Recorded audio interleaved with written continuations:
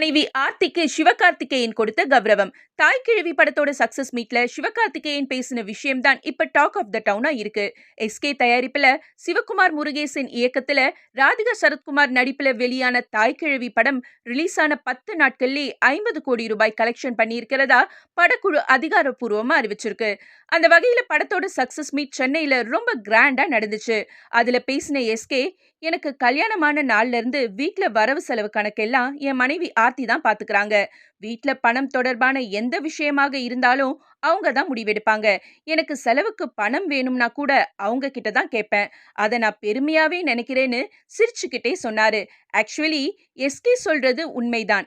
ஏன்னா சிவகார்த்திகேயன் அறக்கட்டளை மூலமா சத்தமே இல்லாம பலருக்கு உதவி செய்து வராரு. அதை நிர்வகிக்கிறதும் ஆர்த்திதான்னு அவரே சில இடங்கள்ல பெருந்தன்மையா சொன்னது குறிப்பிடத்தக்கது. மேலும் இந்தியாவிலேயே படத்தோட லாபத்துல பங்கு வாங்கின ஒரே நடிகைனா அது நான் தான்னு ராதிகாவும் பெருமையோட ஷேர் பண்ணாங்க.